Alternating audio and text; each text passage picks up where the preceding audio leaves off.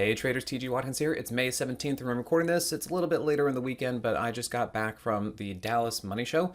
It was the symposium version, so it was a little bit smaller, a little bit more intimate, which was great because everyone that came to either my presentations or the class that I taught, the masterclass, they were all up and close and personal, asking a lot of questions. It was great interaction, and I think a lot of people walked away with them very, very happy about the information that I taught them. So we will be putting some clips and links up here over the course of the next few weeks, so you guys kind of see what it was that I did there, and some videos to kind of show you what it looks like if you guys are ever interested in going into the money show. The organizers do a great job putting it on. Very happy with them, and this was the first time that I went to the money show in Dallas, and I thought they did a great job with it. So congrats to the money show organizers. Anyway, we'll do some more stuff about that. This was the stage. This was the first stage that I was on Thursday. So I was sitting, I think I was on the end as far as my first session there, doing a little Q&A about kind of what stocks and ETF sectors that we see looking pretty good coming up in the future. And it was nice. Yeah, we had a lot of people there. I think this was kind of the tail end of this guy's presentation. But yeah, it was pretty much packed by the time we got into it. And then, yeah, the masterclass was a pretty fun 2-hour class. It's been a while since we've had some of these in-person sessions, so it felt great to be kind of back in front of people instead of just in front of the computer. All right, so we're going to try and make today a little bit quicker. I got to head out for the day.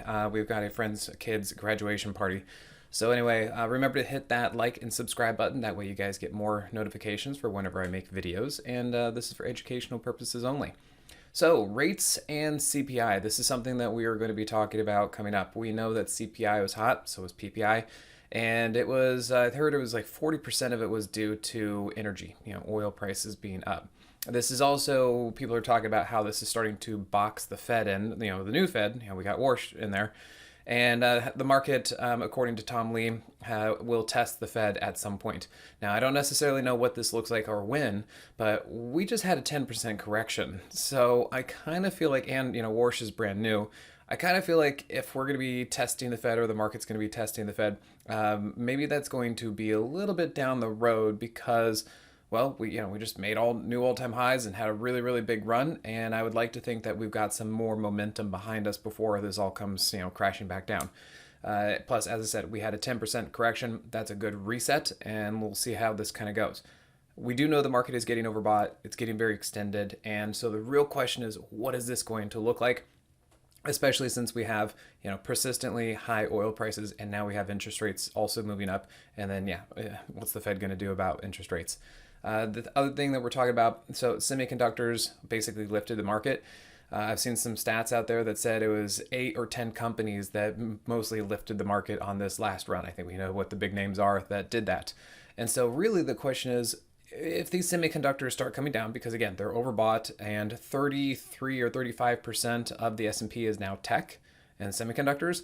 So if they start to come down, because again, they are wildly overbought, is it going to take the rest of the market down? Or are they going to take profits from them and redistribute them out throughout the rest of the market? Because, if we're in a bull market, are they just going to rotate money around? And that's what we need to be watching for probably in the next week or two to kind of see how this is, because now that OPEX is passed, we just had OPEX on Friday, we need to see if this is what's going to be happening and changing going forward. Is how is this thing going to come down? Because we do know the market is very extended. It has been running the daily 8 for quite some time, which is great, but at some point that's going to get a little extended, and the 8 EMA is not going to hold price. So the next thing we should be looking for is the 21 EMA. Now, is it going to come down hard to the 21 EMA, and is it going to have a large effect out there? Or are we going to kind of like do some backing and filling, chopping until kind of the 8 in price meet, or the 21 in price meet? That's the big question. So will the semiconductors take down the market, or will this be kind of a soft rotation and help keep the market kind of situated, even if the semiconductors come down? Now, as I said, it is a large component of the S&P, so there will be an effect there, but we do need to keep an eye on the rest of the market and see how individual tickers do out there. All right, so as I said, the S&P is just wildly high. We should have been looking for a pullback here. We didn't. Instead, it did a bull flag right here and went higher. And here you can see we're basically in the same situation. So this and this are essentially the same, and they're really, really overbought. Now, if you look at the Moxie indicator, and this is really where it's important, is that we're starting to really see some negative divergence here on that hourly chart. I want you guys to be paying attention to this. Not only do we have this negative right there, that negative divergence, we also have this negative divergence right there. So you can see right there, even though price went higher, notice how the Moxie indicator did not go higher. So this is the indication that the Moxie indicator, the momentum-based tool, is telling us that even though price went higher, energy and momentum is not supporting it. So yes, we should be seeing a pullback. It's probably lined up with OPEX. It's probably lined up with the big move that we just saw in rates, TLT and TNX. And so we should be seeing some negativity this week. But again, we're going to have to watch and see if there's some rotation or if it's going to take everything down. That's really what we're going to be looking for. If we look at the RSP, which is the equal weight, we know that this has already been coming down. And you can see there's your Moxie price trigger, and you can see there's your negative divergence. So we're aware of this. And what I want to see is, even though this might come down, what does it look like? Does it come down a lot? And does it take the rest of the market with it? Or does it kind of chop around a little bit, build a base, and then maybe we can actually go up? So we're going to be noticing the difference between the cap weighted indices versus the equal weight indices. And I think that is where we're going to have to be watching this, because as I said, tech is 35% of the market. Tech has been leading the market. Now we need to see if it will broaden out or not. And if you look at the NASDAQ, it's going to be looking at basically the same thing. You can see here on the hourly chart, notice this is the negative divergence for the Moxie indicator. And again, we are just wildly overbought and very extended. We were before back here, but now this is the second time. And usually it doesn't last this much longer. Okay, so really in combination with the negative divergence we're seeing on the hourly chart and the fact that we are now again overbought on the daily chart, just be prepared that this kind of stuff should be coming down, and we need to see how that affects the rest of the market. And if you look at the IWM, it's kind of somewhere in between the RSP and the S&P. We can see we got overbought again up there, and you can see the negative divergence just like everything else we're looking at. And we're going to have to just watch and see what this wants to do as far as it coming down. So as I said, it's kind of all the same stuff. Expect some pullbacks, but you know what? There are some areas of strength out there. I'll be showing you that once I finish the overall wrap up here. If you look at the SMH, again, same thing. Looks like the rest of the market. It is all extremely overbought. Maybe that's a double top right in through there. Probably is. And again, just wildly overbought, all that kind of stuff. And you can see we've been kind of working on some negative divergence. I bet in the next day or two, the Moxie indicator here will actually be firing to the downside. And again, this is all reasonable. I know that when the market goes up like this, we can get pretty used to the market going up and up and up. But this is wild. So the fact that it's just been following the 8 EMA on the daily chart for quite some time without testing the daily 21, that is rare. So the fact that this could perfectly easily, reasonably come down and test the 21 would be very normal. It's kind of what happens after we test the daily 21 that we're going to be wondering about. And if you look at ARKK, we kind of talked about this. It was looking good for a while, but then I was like, well, actually, there's some negative divergence here. And so we need to see, can this kind of hold in this range? Can maybe the daily 50 hold or around the daily 50 hold? But I think we should be prepared that this is probably going to have to chop and oscillate in through here. This pattern, so anybody who's actually watching me that was from Dallas, hello. But this is some of the stuff that I was teaching you in the master class. So even you on YouTube are watching me show you guys some stuff that I teach and people pay for, and this is what we're looking at and say, hey, this particular pattern usually run into some resistance there, and I want to see what happens when price comes down into the daily 50. So keep an eye out for that. All right, FNGU, again, more of the same. Looks a lot like the NASDAQ. We know it's the mags, the mega caps that have been moving up, higher high, lower high on the Moxie indicator. We're seeing that divergence. And again, price is very, very overbought. We really didn't test the daily 21. We got one tiny little wick back there. So really, I think the first stop is let's check and see what happens when price comes down to the daily 21 probably in the next few days. Okay, then let's take a look at breadth. I think this is also going to be kind of telling right in through here, is that if we look at the 20-day, you can see here, there we go, that the 20-day has actually been coming down pretty much every single day since we reached this first overbought condition. And that's when the semiconductors really took the market even higher. Now, despite this coming down like that, we in the Moxie room have actually been having some great trades. We've been trading Tesla. We just cashed in half of that position for 174% on our calls. We've been doing great with the software. Software stocks have been coming up. We have a 3D printing stock, and we've got some power generation type stocks. So, actually, despite what we're seeing out there, we're having a great time. I think this is still a fairly strong market. You just kind of have to find the stocks that are doing well, and will kind of march to the beat of their own drummer. And then also just be prepared for a pullback. We have a lot of names that have gone up quite a bit, and the market needs to breathe. So let it kind of come down, see if it tests support. If things continue to fail, okay, then maybe you want to step aside, make sure you don't turn a winner into a loser. But other than that, we need to let the market breathe a little bit, because, man, this thing has been on an absolute sprint, and I think it's due and would be reasonable for it to take a little bit of a breath. Okay, so that's what we're seeing from breadth. And then if we look at the VIX, it's a little bit mixed in through here. I could see that we have the Moxie price trigger here, and we do have a little bit of a squeeze right through here between the 50 250. I could see the VIX moving up a little bit, and I think that would be reasonable with the SPX needing to come down to the daily 8.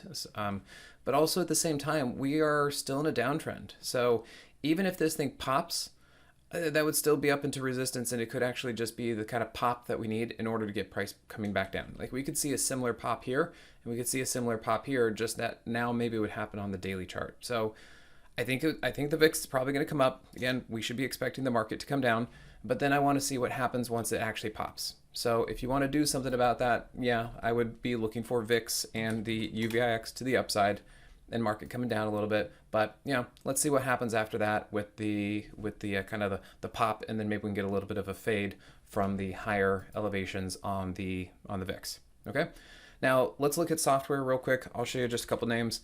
Microsoft, there was some news. I think it was Bill Ackman came out and had some news, and that helped move Microsoft. But really, even though the market came down on Friday, the software space was looking great. And we've been loaded up on this. We actually have a few positions on in the software space. We've been talking about it quite a bit.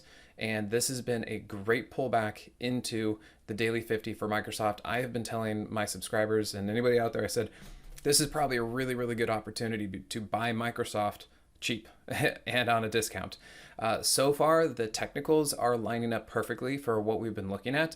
And the fact that this was up on a pretty strong down day, I think that there's going to be some rotation. So I would certainly keep my eyes on the software space. And NOW is another one that we have some pretty good positions on. And you can see here, we also had a really, really great day on Friday. And we've been discussing this one every day in the Moxie room. So if you guys are watching this on YouTube and you're not part of the Moxie room, we have numerous positions on this. I keep talking about it every single day.